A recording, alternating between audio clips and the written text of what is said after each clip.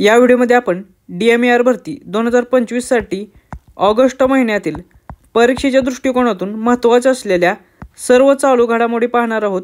या चालू घडामोडी आपण TCS पॅटर्ननुसार पाहणार आहोत। चला तर मग सुरू करूया।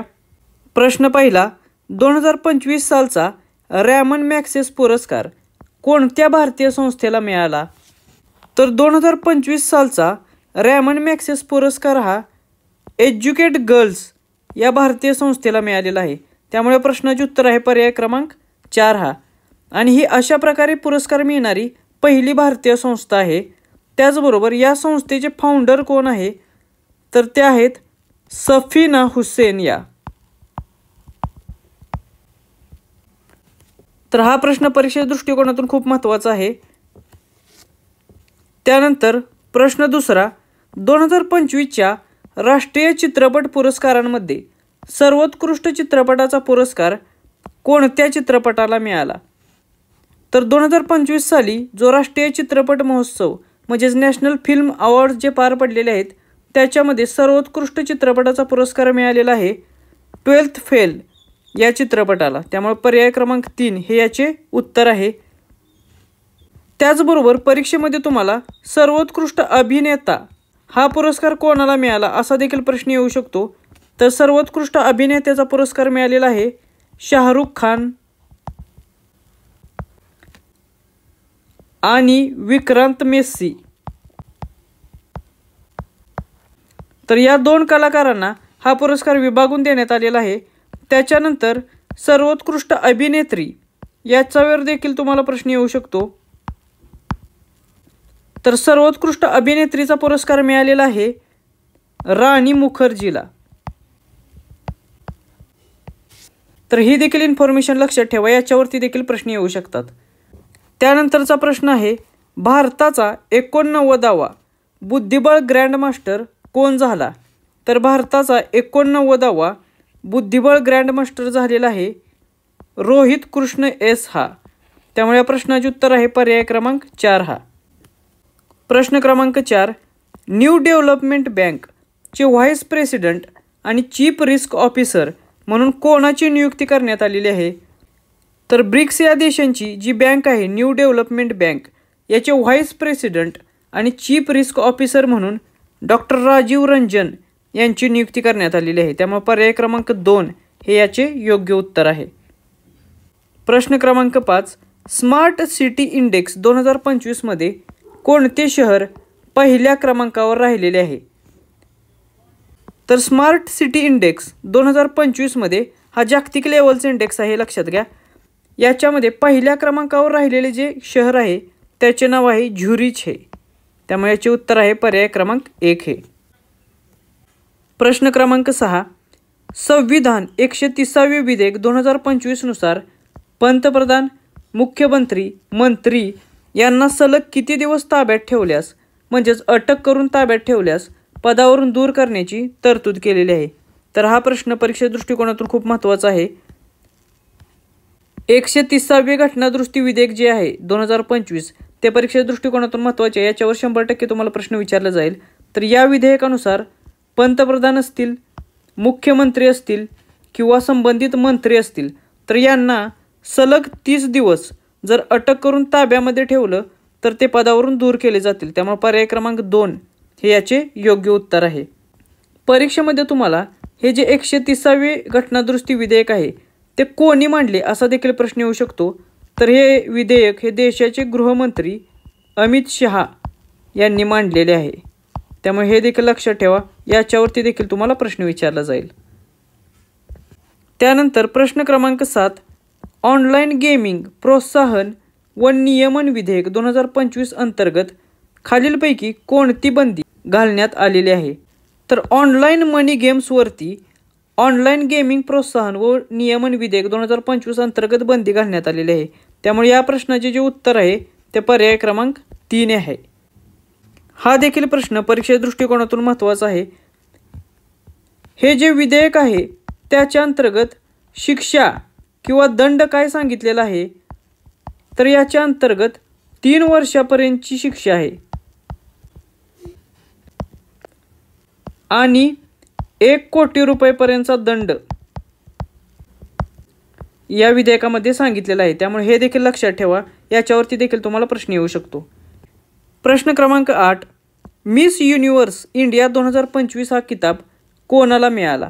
तर मिस युनिव्हर्स इंडिया 2025 हा किताब मनिका विश्वकर्मा यांना मिळालेला आहे. त्यामुळे या प्रश्नाचे उत्तर आहे पर्याय क्रमांक 3 हे. प्रश्न क्रमांक 9, पंतप्रधान मोदी यांनी सुरू केलेल्या प्रधानमंत्री विकसित भारत रोजगार योजना याच्या अंतर्गत किती रुपयांची तरतूद करण्यात आलेली आहे? तर हा प्रश्न देखील खूप महत्त्वाचा आहे. या योजनेची घोषणा पंतप्रधान नरेंद्र मोदी यांनी 15 ऑगस्ट रोजी केलेल्या भाषणामध्ये केलेली. त्यामुळे हा प्रश्न तुम्हाला विचारला जाऊ शकतो की पंतप्रधान विकसित भारत रोजगार योजना याच्या अंतर्गत जी तरतूद केलेली आहे ती आहे 1,00,000 कोटी रुपयांची. त्यामुळे या प्रश्नाचे उत्तर आहे पर्याय क्रमांक 2 हे. त्याचबरोबर या योजनेच्या अंतर्गत किती लोकांना रोजगार देण्याची तरतूद आहे किंवा लक्ष ठेवण्यात आलेले आहे? तर 3.5 कोटी रोजगार निर्मितीचे लक्ष या योजनेच्या अंतर्गत ठेवण्यात आलेले आहे. त्यामुळे हे देखील लक्षात ठेवा. याच्यावरती देखील तुम्हाला प्रश्न विचारला जाईल. प्रश्न क्रमांक 10, तांत्रिक शिक्षण आणि संशोधन वाढवण्यासाठी सरकारने अलीकडेच 4,200 कोटींच्या खर्चासह कोणती योजना मंजूर केलेली आहे? तर परीक्षेत तुम्हाला योजनांवरती खूप सारे प्रश्न विचारले जातात, त्यामुळे हा प्रश्न देखील महत्त्वाचा आहे. तर तांत्रिक शिक्षण आणि संशोधन वाढवण्यासाठी सरकारने जी योजना अलीकडे जाहीर केलेली आहे तिचे नाव आहे मेरिट योजना. त्यामुळे या प्रश्नाचे उत्तर आहे पर्याय क्रमांक 1 हे. आणि याच्यासाठी 4,200 कोटी रुपयांची तरतूद देखील करण्यात आलेली आहे. हे देखील लक्षात ठेवा. असा देखील प्रश्न तुम्हाला TCS विचारू शकते. परीक्षेमध्ये तुम्हाला मेरिट या योजनेचा लॉंग फॉर्म देखील विचारू शकतात, तर तो देखील आपण बघूया. Multidisciplinary education and research improvement in technical education. तर परीक्षेमध्ये तुम्हाला मेरिट या योजनेचा लॉंग फॉर्म देखील विचारू शकतात, की जो आहे multidisciplinary education and research improvement in technical education हा. तर हे देखील लक्षात ठेवा. त्यानंतरचा प्रश्न आहे प्रश्न क्रमांक 11, global MS Swaminathan food and peace पुरस्कार कोणाकडून सुरू करण्यात आलेला आहे? तर भारतीय हरित क्रांतीचे जनक डॉक्टर MS स्वामीनाथन यांच्या स्मरणार्थ global MS Swaminathan food and peace हा जो पुरस्कार आहे तो देशाचे पंतप्रधान नरेंद्र मोदी यांच्याकडून सुरू करण्यात आलेला आहे. त्यामुळे पर्याय क्रमांक 2 हे या प्रश्नाचे उत्तर आहे. प्रश्न क्रमांक 12, इस्रोची स्पेस ॲनालॉग मोहीम होप कोठे राबवण्यात आली? तर इस्रोची स्पेस ॲनालॉग मोहीम होप ही राबवण्यात आलेली स्टोकर व्हॅली लडाख या ठिकाणी. त्यामुळे या प्रश्नाचे उत्तर आहे पर्याय क्रमांक 2 हे. प्रश्न क्रमांक 13, भारताचा पहिला मेक इन इंडिया हरित हायड्रोजन प्रकल्प कोणत्या बंदरात उभारण्यात आला? तर हा देखील प्रश्न परीक्षेच्या दृष्टिकोनातून महत्त्वाचा आहे. भारताचा पहिला मेक इन इंडिया अंतर्गत असलेला हरित हायड्रोजन प्रकल्प ग्रीन हायड्रोजन प्रोजेक्ट उभारण्यात आलेला कांडला बंदरात, गुजरात. त्यामुळे पर्याय क्रमांक 4 हे याचे योग्य उत्तर आहे. प्रश्न क्रमांक 14, भारताला शेवटचे म्हणजे 16वे एअरबस C295 हे लष्करी वाहतूक विमान कोणत्या देशाकडून प्राप्त झाले? तर नुकतेच भारताला 16वे एअरबस C295 हे जे लष्करी वाहतूक विमान आहे ते स्पेन या देशाकडून प्राप्त झालेले आहे. त्यामुळे पर्याय क्रमांक 2 हे याचे उत्तर आहे. आणि अशाच प्रकारची एकूण 16 विमाने ही स्पेनकडून आपण घेतलेली आहेत. आणि टोटल ही जी योजना आहे याच्या अंतर्गत 56 अशा प्रकारची विमाने तयार करायची आहेत. यातील 16 स्पेनकडून आपल्याला मिळालेले आहेत, तर उर्वरित जी 40 विमाने आहेत ती भारत स्वतः तयार करणार आहे. त्यामुळे हे देखील लक्षात असू द्या. आणि ही जी 40 विमानं आहेत ती भारतात गुजरातमध्ये वडोदरा येथे तयार होणार आहेत. प्रश्न क्रमांक 15, विक्रम साराभाई स्पेस सेंटरचे नवीन संचालक म्हणून कोणाची नियुक्ती करण्यात आलेली आहे. तर VSSCचे नवीन संचालक म्हणून डॉक्टर राजाराजन यांची नियुक्ती करण्यात आलेली आहे. त्यामुळे पर्याय क्रमांक 2 हे याचे योग्य उत्तर आहे. तर इस्रोशी संबंधित असलेल्या अशा प्रकारच्या नियुक्त्यांवरती देखील प्रश्न विचारले जातात, त्यामुळे हे लक्षात ठेवा. प्रश्न क्रमांक 16, राष्ट्रीय अंतराळ दिवस दरवर्षी कोणत्या दिवशी साजरा केला जातो? तर राष्ट्रीय अंतराळ दिवस म्हणून दरवर्षी 23 ऑगस्ट हा दिवस साजरा केला जातो. त्यामुळे पर्याय क्रमांक 1 हे याचे योग्य उत्तर आहे. आता हा दिवस का साजरा केला जातो? तर चंद्रयान 3 हे जे आहे ते या दिवशी चंद्राच्या दक्षिण ध्रुवावर उतरलेले होते, त्यामुळे याच्या स्मरणार्थ हा दिवस साजरा केला जातो. त्याचबरोबर हे जे यान लँड झालेले त्या पॉईंटला काय नाव दिलेले? तर त्याचे नाव शिवशक्ती होते, हे देखील लक्षात ठेवा. त्याच्यावरतीही प्रश्न येऊ शकतो. प्रश्न क्रमांक 17, भारताच्या 79व्या स्वातंत्र्य दिन सोहळ्याचा विषय काय होता? म्हणजे थीम येथे विचारलेली आहे. भारताचा जो नुकताच 79वा स्वातंत्र्य दिन साजरा करण्यात आला 2025चा, त्याची थीम काय आहे किंवा काय होती? तर ती होती नवा भारत, म्हणजेच न्यू इंडिया. या थीमवर आधारित हा सोहळा पार पडलेला. त्यामुळे पर्याय क्रमांक 1 हे याचे योग्य उत्तर आहे. हा देखील प्रश्न परीक्षेच्या दृष्टिकोनातून खूप महत्त्वाचा आहे. प्रश्न क्रमांक 18, ग्लोबल AICTE इंडेक्स 2025मध्ये कोणते भारतीय शहर हे सर्वात वरच्या क्रमांकावर राहिले? नुकताच जो ग्लोबल AICTE इंडेक्स 2025 हा रिपोर्ट पब्लिश झालेला आहे, त्याच्यामध्ये पहिल्या क्रमांकावर जे शहर होते ते होते सिंगापूर. मात्र जर भारताचा विचार केला तर कोणते भारतीय शहर या रिपोर्टमध्ये सर्वात वरच्या क्रमांकावर होते? तर ते होते बेंगलुरू शहर. त्यामुळे या प्रश्नाचे उत्तर आहे पर्याय क्रमांक 1 हे. आणि या रिपोर्टमध्ये एकूण 26व्या नंबरवर हे बेंगलोर हे शहर होते, हे लक्षात असू द्या. भारताच्या दृष्टीने पहिल्या क्रमांकावर बेंगलोर होते, मात्र जगाच्या दृष्टीने त्या रिपोर्टमध्ये 26व्या नंबरवर होते. प्रश्न क्रमांक 19, व्हाय द कॉन्स्टिट्यूशन मॅटर्स या पुस्तकाचे लेखक कोण आहेत? हा देखील प्रश्न 100% तुम्हाला विचारू शकतात पेपरमध्ये. तर व्हाय द कॉन्स्टिट्यूशन मॅटर्स हे जे पुस्तक आहे याचे लेखक आहेत DY चंद्रचूड, जे भारताचे माजी सरन्यायाधीश होते. त्यामुळे पर्याय क्रमांक 1 हे याचे योग्य उत्तर आहे. प्रश्न क्रमांक 20, 2025मध्ये अधिक कर्मयोगी अभियान कोणत्या मंत्रालयाने सुरू केलेले आहे? तर TCS तुम्हाला नेहमी गव्हर्नमेंटचे जे वेगवेगळे उपक्रम असतात त्याच्यावरती प्रश्न विचारते. त्या दृष्टिकोनातून हा प्रश्न इथे खूप महत्त्वाचा आहे. तर 2025मध्ये नुकताच सुरू केलेला अधिक कर्मयोगी अभियान सुरू केलेले आहे आदिवासी कामकाज मंत्रालयाने. त्यामुळे या प्रश्नाचे उत्तर आहे पर्याय क्रमांक 1 हे. त्यानंतर प्रश्न क्रमांक 21, भारताचा पहिला लर्निंग ॲक्सेलरेटर कोणी सुरू केलेला? तर भारताचा पहिला लर्निंग ॲक्सेलरेटर सुरू केलेला आहे OpenAI या कंपनीने. त्यामुळे पर्याय क्रमांक 1 हे याचे योग्य उत्तर आहे. हे जे इनिशिएटिव्ह आहे ते OpenAI प्लस IIT मद्रास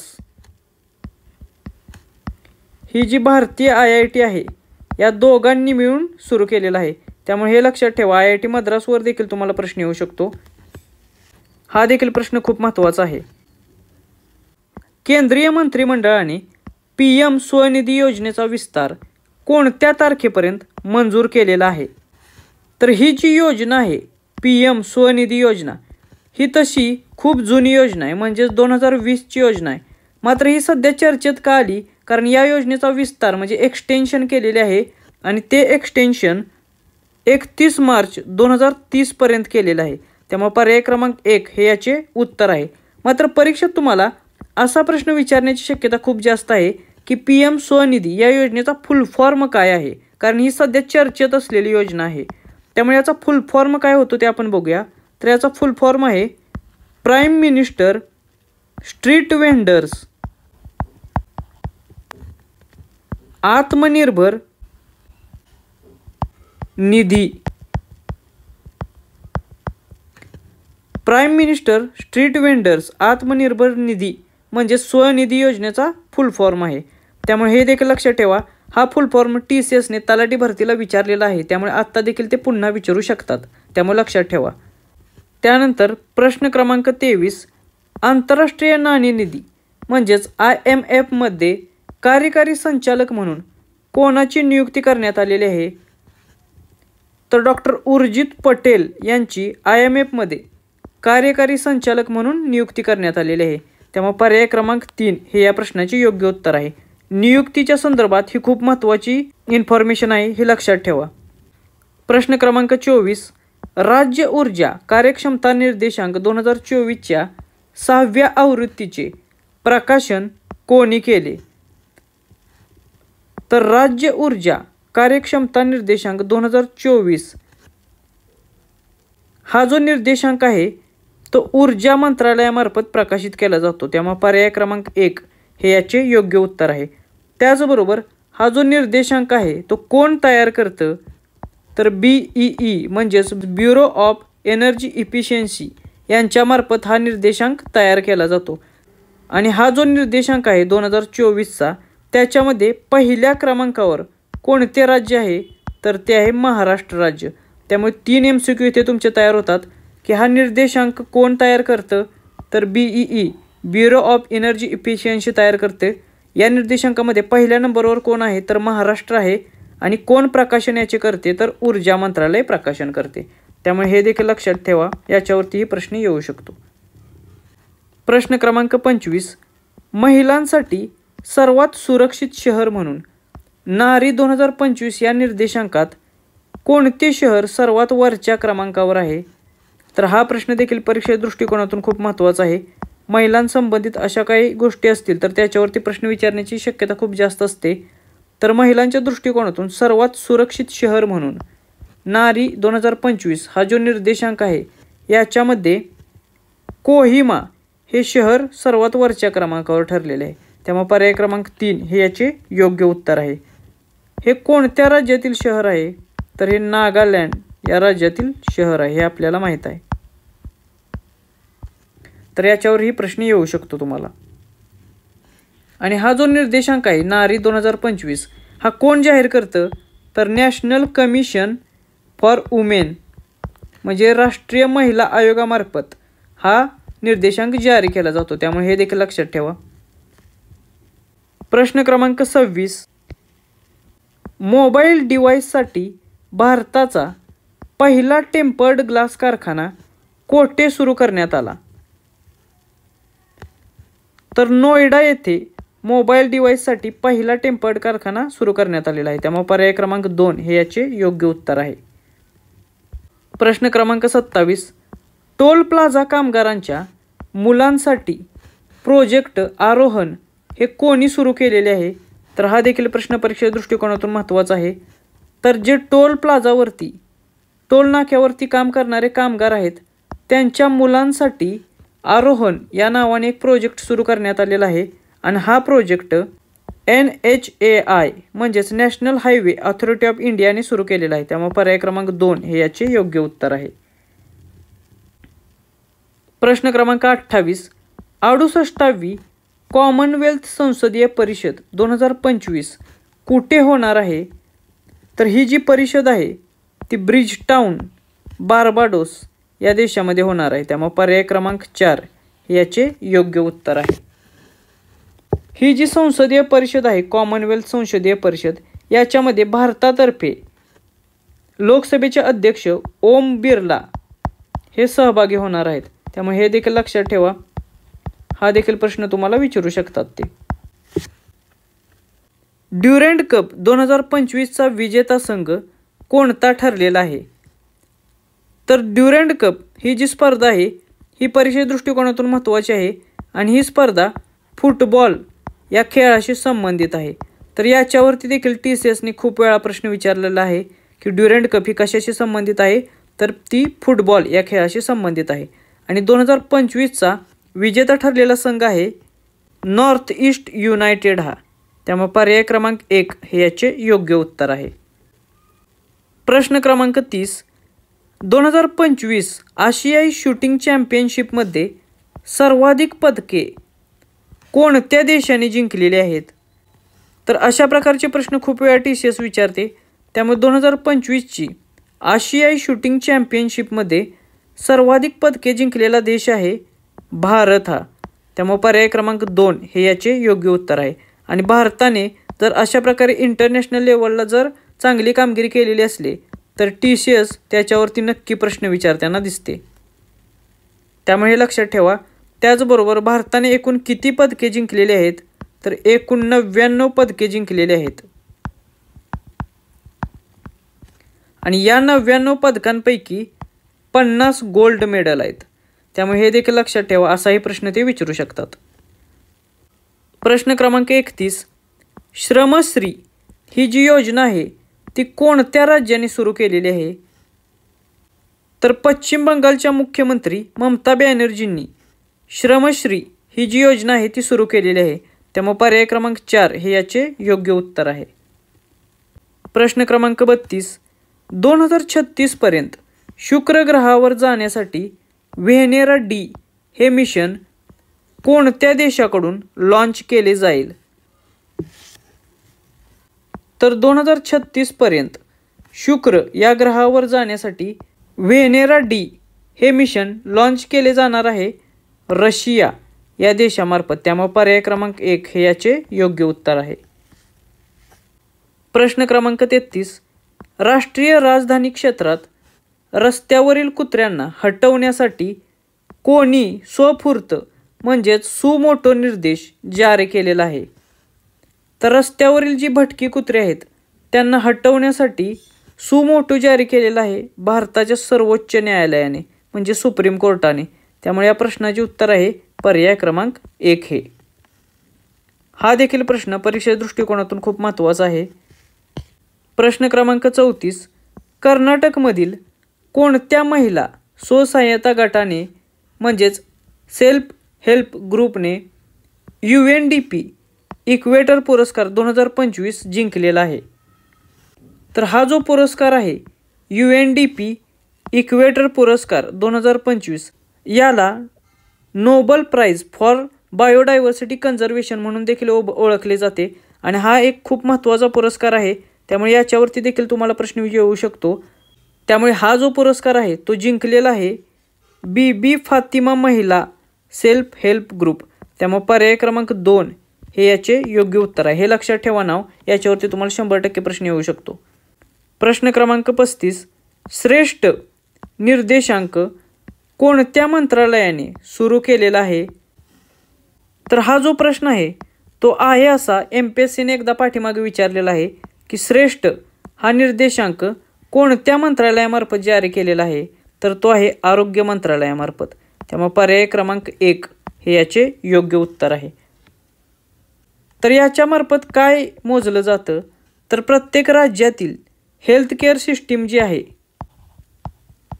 ती कशी आहे त्याच्यासाठी हा निर्देशांक जारी केलेला आहे. हे लक्षात असू द्या. प्रश्न क्रमांक 36. भारताचा पहिला ड्रोन AI चलित कृत्रिम पाऊस प्रयोग कोठे सुरू केला गेला? तर भारताचा पहिला ड्रोनवर आधारित AIशी संबंधित असलेला कृत्रिम पाऊस पाडण्याचा प्रयोग जयपूर या ठिकाणी केलेला. त्यामुळे पर्याय क्रमांक 2 हे याचे योग्य उत्तर आहे. प्रश्न क्रमांक 37. कोणत्या भारतीय PSUने मलेशियामधून आपला पहिला आंतरराष्ट्रीय रेल मेट्रो करार मिळवलेला आहे? तर BEML ही भारतीय कंपनी किंवा PSU आहे जिने मलेशियामधून आपला पहिला आंतरराष्ट्रीय रेल मेट्रो करार मिळवलेला आहे. त्यामुळे पर्याय क्रमांक 4 हे याचे योग्य उत्तर आहे. प्रश्न क्रमांक 38.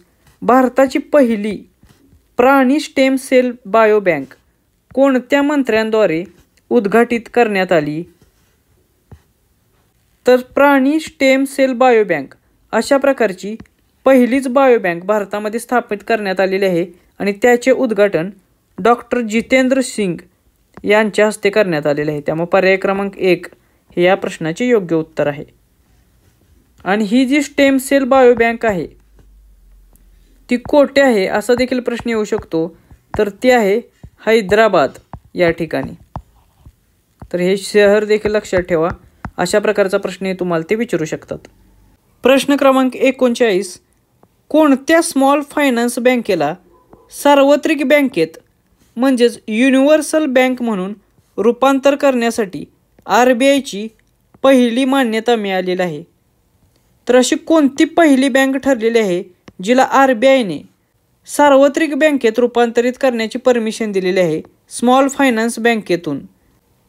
तर AU स्मॉल फायनान्स बँकेला सार्वत्रिक बँकेत रूपांतर करण्याची परमिशन RBIने दिलेली आहे. त्यामुळे पर्याय क्रमांक 1 हे याचे योग्य उत्तर आहे. प्रश्न क्रमांक 40, भारतातील जगातील सर्वात दुर्मिळ रक्तगट क्रीब कोणत्या राज्यात शोधला गेलेला आहे? तर या क्रीबचा लॉंग फॉर्म काय होतो? क्रोमर, इंडिया आणि बेंगलुरू. त्यामुळे ऑब्वियसली हा जो रक्तगट आहे तो कर्नाटक या राज्यात शोधला गेलेला आहे. त्यामुळे पर्याय क्रमांक 2 हे याचे उत्तर आहे. प्रश्न क्रमांक 41, अपना घर हा उपक्रम कोणत्या मंत्रालयाने सुरू केलेला आहे? तर हा प्रश्न परीक्षा दृष्टिकोनातून खूप महत्त्वाचा आहे, कारण एक तरी प्रश्न TCS तुम्हाला उपक्रमांवरती विचारतेच. त्यामुळे अपना घर हा जो उपक्रम आहे तो पेट्रोलियम आणि नैसर्गिक वायू मंत्रालयाने सुरू केलेला आहे. त्यामुळे पर्याय क्रमांक 1 हे या प्रश्नाचे योग्य उत्तर आहे. हा जो उपक्रम आहे अपना घर हा ट्रक ड्रायव्हरांच्या विश्रांतीसाठी त्यांना सोय व्हावी त्यांची सोय करण्यासाठी सुरू केलेला आहे. प्रश्न क्रमांक 42, भारताचे पहिले स्मार्ट इंटेलिजंट गाव म्हणून कोणते गाव घोषित केलेले आहे? हा देखील प्रश्न परीक्षा दृष्टिकोनातून खूप महत्त्वाचा आहे. हा 100% तुम्हाला विचारू शकतात. तर भारतातील पहिले स्मार्ट इंटेलिजंट गाव म्हणून सातनवरी हे गाव घोषित केलेले आहे. त्यामुळे पर्याय क्रमांक 4 हे याचे योग्य उत्तर आहे. आणि हे जे गाव आहे ते महाराष्ट्रातील आहे. त्यामुळे याच्यावरती 100% प्रश्न येऊ शकतो. त्याचबरोबर महाराष्ट्रातील नागपूर या जिल्ह्यातील आहे हे देखील लक्षात ठेवा. याच्यावरतीही तुम्हाला प्रश्न येऊ शकतो. प्रश्न क्रमांक 43, लोकप्रिय गोपीनाथ बारडोलोई आंतरराष्ट्रीय विमानतळ कोणत्या शहरात स्थित आहे? तर हा प्रश्न इथे मी का घेतलेला आहे, कारण हे जे विमानतळ आहे लोकप्रिय गोपीनाथ बारडोलोई आंतरराष्ट्रीय विमानतळ याला नुकताच इंटरनॅशनल आर्किटेक्चर अवॉर्ड 2025 मिळालेला आहे आणि त्याच्यामुळे हे चर्चेत आहे. तर त्यामुळे असा प्रश्न तुम्हाला विचारू शकतात की हे विमानतळ कोठे आहे? तर हे आहे गुवाहाटी या ठिकाणी आसाम राज्यात. त्यामुळे पर्याय क्रमांक 3 हे याचे योग्य उत्तर आहे. प्रश्न क्रमांक 44, सायबर फसवणूक आणि द्वेषभाषण शोधण्यासाठी गरुड दृष्टी उपक्रम कोणत्या राज्याने सुरू केलेला आहे? हा देखील प्रश्न परीक्षा दृष्टिकोनातून खूप महत्त्वाचा आहे, कारण हा जो गरुड दृष्टी उपक्रम आहे तो उपक्रम महाराष्ट्र राज्याने सुरू केलेला आहे. त्यामुळे पर्याय क्रमांक 3 हे याचे योग्य उत्तर आहे. आणि हा उपक्रम कशासाठी आहे असा देखील प्रश्न विचारतील तर सायबर फसवणूक, सायबर क्राईम किंवा फ्रॉड आणि हेट स्पीच शोधण्यासाठी गरुड दृष्टी उपक्रम सुरू केलेला आहे. प्रश्न क्रमांक 45, घरपोच अन्नधान्य उत्पादनाच्या वितरणासाठी थायुमानवर योजना कोणत्या राज्याने सुरू केलेली आहे? तर ही जी थायुमानवर योजना आहे ती योजना तामिळनाडू या राज्याने सुरू केलेली आहे. त्यामुळे पर्याय क्रमांक 2 हे याचे योग्य उत्तर आहे. तर ह्या योजनेचा उपयोग काय आहे किंवा पर्पज काय आहे? तर जे वयस्क व्यक्ती आहेत किंवा दिव्यांग आहेत तर त्यांच्या घरी जे काही सामान असेल किराणा मालाचे किंवा अन्नधान्याशी संबंधित ते घरपोच पोचवण्यासाठी ही योजना थायुमानवर सुरू करण्यात आलेली आहे. प्रश्न क्रमांक 46, भारतीय रेल्वेने आपल्या पहिल्या रिम्युवेबल सोलर पॅनल सिस्टीम रेल्वे ट्रॅकच्या दरम्यान कोठे स्थापित केले? तर पहिल्यांदाच भारतीय रेल्वेने रिम्युवेबल सोलर पॅनल सिस्टीम वापरलेली आहे, ती पण रेल्वे ट्रॅकच्या मध्ये. आणि ही जी सिस्टीम आहे ती वापरलेली आहे वाराणसी या ठिकाणी. त्यामुळे या प्रश्नाचे उत्तर आहे पर्याय क्रमांक 2 हे. प्रश्न क्रमांक 47, भारतामध्ये कोणती सार्वजनिक क्षेत्राची बँक पहिल्यांदाच .bank.in या डोमेनवर स्थलांतरित होणारी बँक ठरलेली आहे? हा देखील प्रश्न परीक्षे दृष्टिकोनातून खूप महत्त्वाचा आहे. TCS अशा प्रकारच्या टेक्निकल किंवा टेक्नॉलॉजीशी संबंधित काही गोष्टी घडलेल्या असतील तर त्याच्यावरती 100% प्रश्न विचारते. तर PNB म्हणजेच पंजाब नॅशनल बँक ही अशा प्रकारची पहिलीच सार्वजनिक क्षेत्रातील बँक ठरलेली आहे जी .in या डोमेनवर स्थलांतरित झालेली आहे. त्यामुळे पर्याय क्रमांक 1 हे याचे योग्य उत्तर आहे. प्रश्न क्रमांक 48. दहशतवादाला बळी पडलेल्या आंतरराष्ट्रीय दहशतवाद पीडितांसाठी स्मरण आणि श्रद्धांजली दिन दरवर्षी कोणत्या दिवशी साजरा केला जातो? तर जे लोक दहशतवादाला बळी पडलेले आहेत अशा आंतरराष्ट्रीय दहशतवादी पीडितांसाठी स्मरण आणि श्रद्धांजली दिवस म्हणून दरवर्षी 21 ऑगस्ट हा दिवस साजरा केला जातो. त्यामुळे पर्याय क्रमांक 2 हे याचे योग्य उत्तर आहे. प्रश्न क्रमांक 49. सौर वादळांचे भाकीत करण्यासाठी नासा आणि IBMने विकसित केलेल्या AI मॉडेलचे नाव काय आहे? तर परीक्षेच्या दृष्टिकोनातून AI मॉडेलशी संबंधित काही प्रश्न असतील तर ते खूप महत्त्वाचे आहेत त्यामुळे ते आपण सोडायचे नाही आहेत. तर सौर वादळांचे भाकीत करण्यासाठी नासा आणि IBMने जे AI मॉडेल तयार केलेले आहे त्याचे नाव आहे सूर्य हे. त्यामुळे पर्याय क्रमांक 1 हे याचे योग्य उत्तर आहे. प्रश्न क्रमांक 50.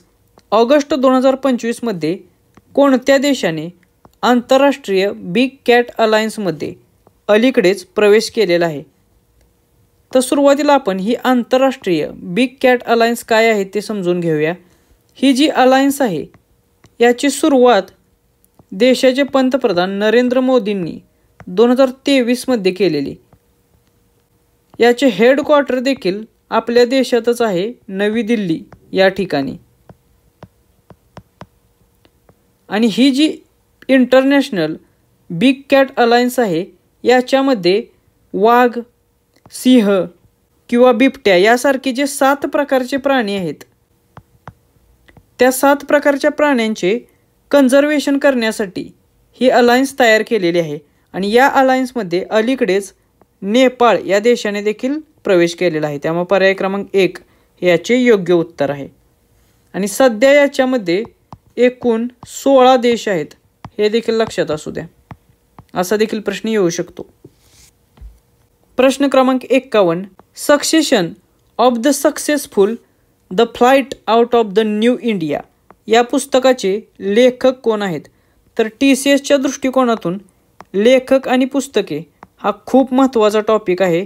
चर्चेतील जी काही महत्त्वाची पुस्तके आहेत आणि त्यांचे लेखक आहेत त्याच्यावरती 100% प्रश्न विचारले जातात. त्यामुळे succession of the successful the flight out of new India या पुस्तकाचे लेखक आहेत संजय बारोहे. त्यामुळे हे नाव लक्षात ठेवा, याच्यावरती तुम्हाला प्रश्न विचारला जाईल. प्रश्न क्रमांक 52. भारताचा पहिला राष्ट्रीय बायोफाउंड्री नेटवर्क 2025 कोणी सुरू केला?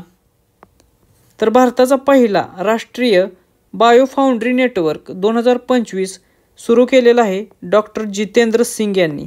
त्यामुळे पर्याय क्रमांक 1 हे या प्रश्नाचे योग्य उत्तर आहे. हे जे जितेंद्र सिंग आहेत ते सायन्स अँड टेक्नॉलॉजी मिनिस्टर आहेत हे लक्षात असू द्या. त्यानंतर प्रश्न क्रमांक 53. डायमंड लीग फायनल 2025 मध्ये पुरुषांच्या जॅव्हेलिन थ्रो या स्पर्धेचा विजेता कोण ठरलेला आहे? तर भालाफेक ही जी स्पर्धा आहे त्या स्पर्धेच्या डायमंड लीग फायनल 2025 या प्रकारामध्ये पुरुष गटात विजेता ठरलेला आहे जोलियन वेबर हा. त्यामुळे पर्याय क्रमांक 2 हे या प्रश्नाचे योग्य उत्तर आहे. आणि भारताचा नीरज चोप्रा हा दुसरा आलेला आहे या स्पर्धेमध्ये, उपविजेता ठरलेला आहे. आणि ही जी स्पर्धा होती डायमंड लीग ती कोठे पार पडलेली? तर ती झुरिच या ठिकाणी, जे स्वित्झर्लंडमध्ये आहे त्या ठिकाणी पार पडली होती. प्रश्न क्रमांक 54. भारत पेच्या सहकार्याने भारताचे पहिले रुपे EMI क्रेडिट कार्ड कोणत्या बँकेने लॉन्च केलेलं आहे? तर भारतातील पहिले रुपे EMI क्रेडिट कार्ड भारत पेच्या सहकार्याने लॉन्च केलेले आहे युनिटी बँक या बँकेने. त्यामुळे पर्याय क्रमांक 1 हे याचे योग्य उत्तर आहे. हा देखील प्रश्न परीक्षे दृष्टिकोनातून महत्त्वाचा आहे. प्रश्न क्रमांक 55 मुख्यमंत्री महिला रोजगार योजना कोणत्या राज्यात सुरू करण्यात आली? तर परीक्षेच्या दृष्टिकोनातून हा देखील प्रश्न महत्त्वाचा आहे की मुख्यमंत्री महिला रोजगार योजना सुरू करण्यात आलेली आहे बिहार या राज्यामध्ये. त्यामुळे पर्याय क्रमांक 2 हे याचे उत्तर आहे. आणि ही जी योजना आहे ती महिलांच्या स्वयंरोजगाराशी संबंधित योजना आहे. या योजनेअंतर्गत महिलांना स्वयंरोजगारासाठी प्रोत्साहित केले जाणार आहे आणि त्यासाठी 10,000 रुपये ही राशी सुरुवातीला देण्यात येणार आहे त्यांना छोटासा उद्योग सुरू करण्यासाठी. त्यामुळे ह्या 2 गोष्टी लक्षात ठेवा, याच्यावरही ते प्रश्न विचारू शकतात. प्रश्न क्रमांक 56 फिडे वर्ल्ड कप 2025 कोणत्या देशात आयोजित केला जाईल? तर फिडे वर्ल्ड कप 2025 हा चेस किंवा बुद्धिबळाशी संबंधित असलेला वर्ल्ड कप आहे आणि हा वर्ल्ड कप भारत या देशात आयोजित केला जाणार आहे. त्यामुळे पर्याय क्रमांक 1 हे याचे योग्य उत्तर आहे. त्याचबरोबर हा भारतातील कोणत्या ठिकाणी आयोजित केला जाईल त्याच्यावरही प्रश्न येऊ शकतो. तर गोवा राज्यामध्ये हा आयोजित केला जाणार आहे, गोव्यामध्ये. त्यामुळे हे देखील ठिकाण लक्षात ठेवा, याच्यावरही प्रश्न येऊ शकतो. प्रश्न क्रमांक 57 पंतप्रधान नरेंद्र मोदी यांचे उपराष्ट्रीय सुरक्षा सल्लागार म्हणजेच डेप्युटी नॅशनल सिक्युरिटी ॲडवायझर म्हणून कोणाची नियुक्ती करण्यात आलेली आहे? तर नरेंद्र मोदी यांचे उपराष्ट्रीय सुरक्षा सल्लागार म्हणून नुकतीच अनिश दयाल सिंग यांची नियुक्ती करण्यात आलेली आहे. त्यामुळे पर्याय क्रमांक 3 हे याचे योग्य उत्तर आहे. तर आपल्याला माहीत आहे की अजित डोवाल हे भारताचे किंवा नरेंद्र मोदी यांचे प्रमुख राष्ट्रीय सुरक्षा सल्लागार आहेत. तर हे देखील लक्षात असू द्या. प्रश्न क्रमांक 58 ग्लोबल स्पिरिच्युअल टुरिझम कॉन्क्लेव्ह 2025 कोणत्या शहरात आयोजित केला गेला?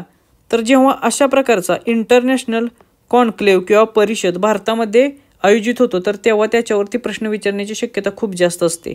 त्यामुळे ग्लोबल स्पिरिच्युअल टुरिझम कॉन्क्लेव्ह 2025 आयोजित केलेला उज्जैन या ठिकाणी. त्यामुळे पर्याय क्रमांक 1 हे याचे योग्य उत्तर आहे.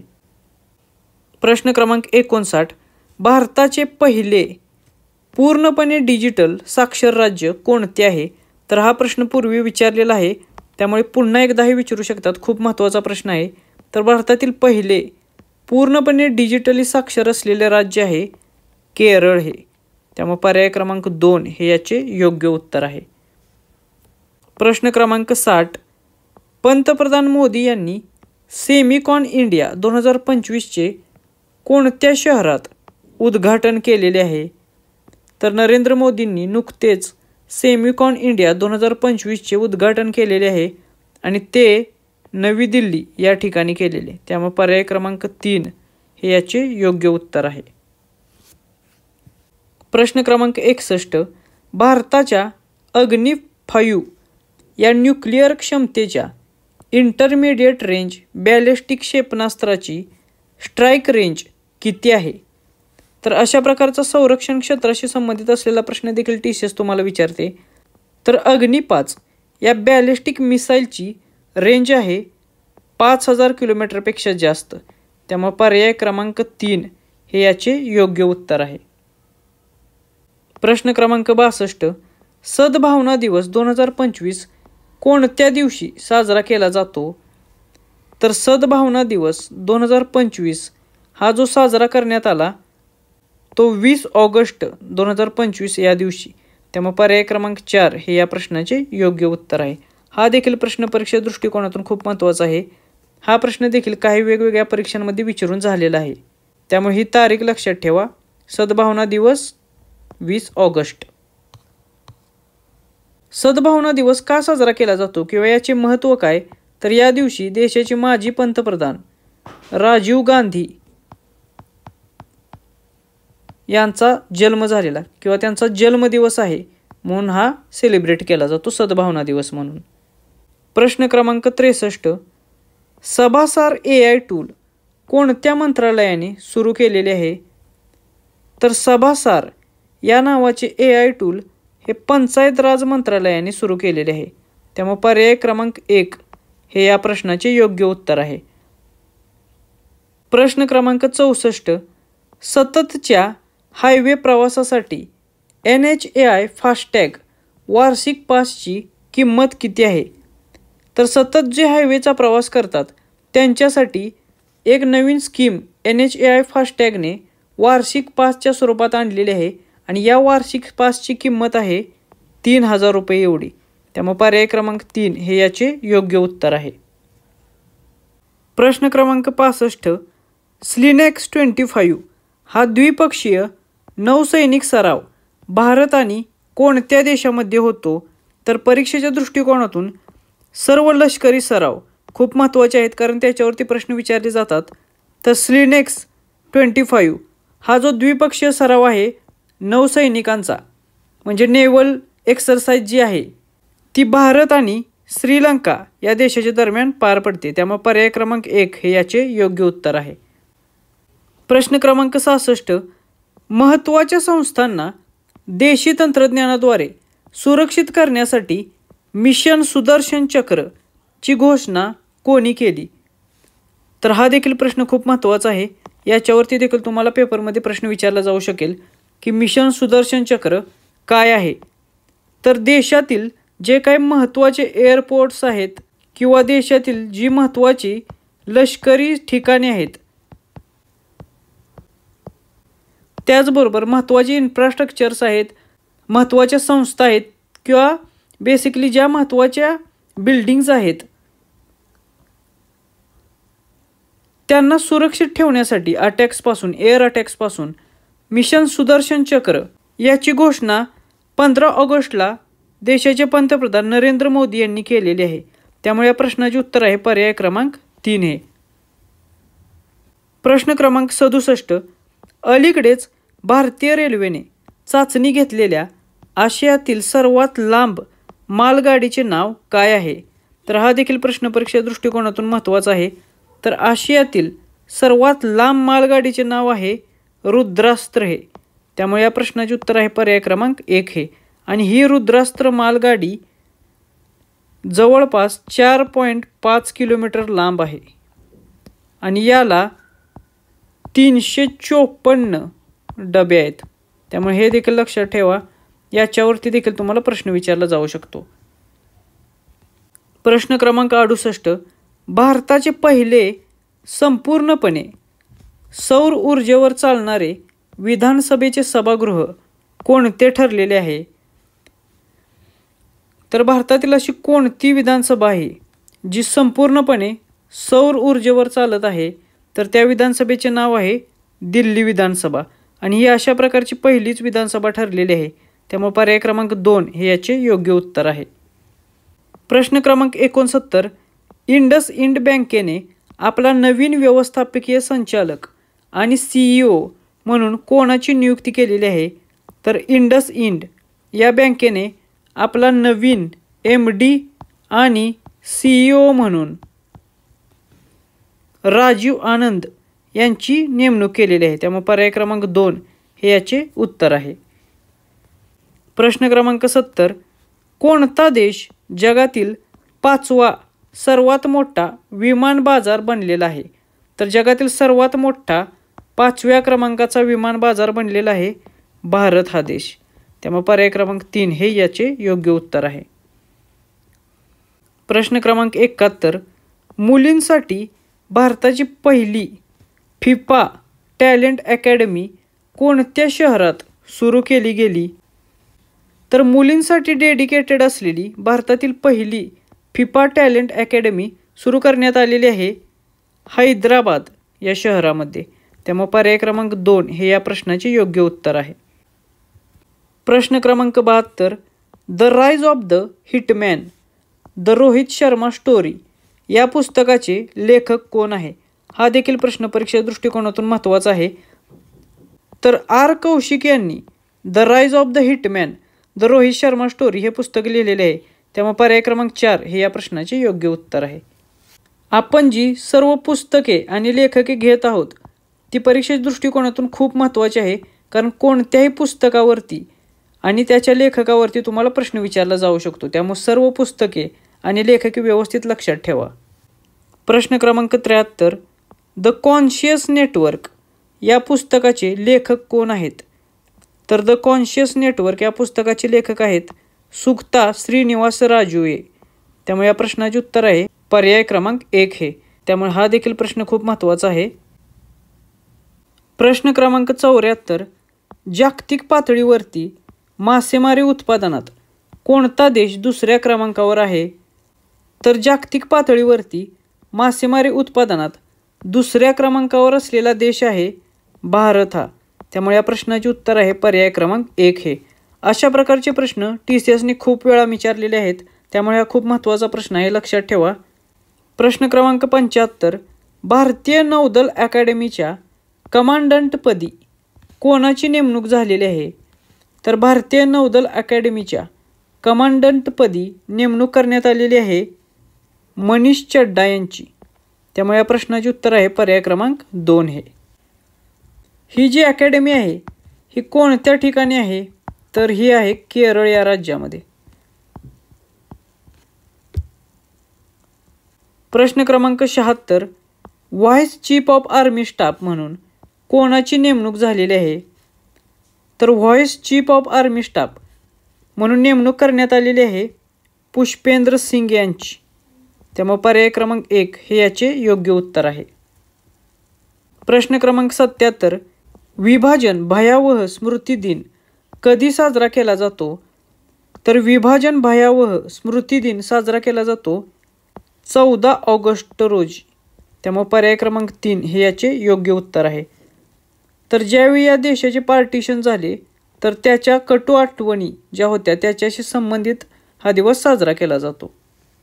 प्रश्न क्रमांक 78, राष्ट्रीय क्रीडा दिन दरवर्षी कधी साजरा केला जातो? तर आपल्याला माहीत आहे मेजर ध्यानचंद यांचा जो वाढदिवस असतो 29 ऑगस्ट तो राष्ट्रीय क्रीडा दिन म्हणून साजरा केला जातो. त्यामुळे पर्याय क्रमांक 3 हे या प्रश्नाचे योग्य उत्तर आहे. प्रश्न क्रमांक 79, झोमॅटोचा नवीन ब्रँड ॲम्बॅसेडर म्हणून कोण नेमण्यात आला आहे? तर झोमॅटोचा नवीन ब्रँड ॲम्बॅसेडर म्हणून नेमणूक करण्यात आलेली आहे शाहरुख खान याची. त्यामुळे पर्याय क्रमांक 1 हे याचे योग्य उत्तर आहे. प्रश्न क्रमांक 80, nano banana AI photo editing tool कोणत्या कंपनीने लॉन्च केलेले आहे? तर नॅनो बनाना या नावाचे AI photo editing tool launch केलेले आहे गुगल या कंपनीने. त्यामुळे पर्याय क्रमांक 1 हे याचे योग्य उत्तर आहे. प्रश्न क्रमांक 81, कौशल्यावर आधारित भरतीसाठी वर्क फॉर विकसित भारत हे पोर्टल कोणत्या संस्थेने लॉन्च केलेले आहे? तर हा देखील प्रश्न खूप महत्त्वाचा आहे. तर कौशल्यावर आधारित असलेल्या भरतीसाठी वर्क फॉर विकसित भारत हे पोर्टल नीती आयोगाद्वारे लॉन्च करण्यात आलेले आहे. त्यामुळे पर्याय क्रमांक 1 हे या प्रश्नाचे योग्य उत्तर आहे. तर अशा रीतीने आपण 81 प्रश्न एकदम TCS पॅटर्ननुसार ऑगस्ट या महिन्यातील चालू घडामोडींवरती कव्हर केलेले आहेत. हे सर्व प्रश्न परीक्षेच्या दृष्टिकोनातून खूप महत्त्वाचे आहेत. याची मॅक्झिमम रिव्हिजन करा, याचा तुम्हाला परीक्षेमध्ये नक्की फायदा होईल. परीक्षेमध्ये पेपरच्या पूर्वीचे जे 3 महिने असतात त्याच्यावरतीच TCS जास्त करून चालू घडामोडींचे किंवा करंट अफेअरचे प्रश्न विचारत असते. त्यामुळे आपण ऑगस्ट, त्याच्यानंतर जुलै आणि त्याच्यानंतर जून या महिन्यांचे अशाच रीतीने चालू घडामोडींचा अभ्यास करणार आहे. त्याचा देखील तुम्हाला 100% फायदा होईल. ते देखील व्हिडिओ तुम्ही नक्की बघा आणि जास्तीत जास्त रिव्हिजन करा. नेक्स्ट व्हिडिओमध्ये आपण जुलै या महिन्यातील परीक्षेच्या दृष्टिकोनातून अतिशय महत्त्वाचे असलेल्या चालू घडामोडी पाहणार आहोत. या व्हिडिओची जर PDF हवी असेल तर ती तुम्हाला आपल्या टेलिग्राम चॅनेलला मिळून जाईल. टेलिग्राम चॅनेलची लिंक खाली डिस्क्रिप्शन बॉक्समध्ये दिलेली आहे. भेटूया नेक्स्ट व्हिडिओमध्ये. थँक्यू.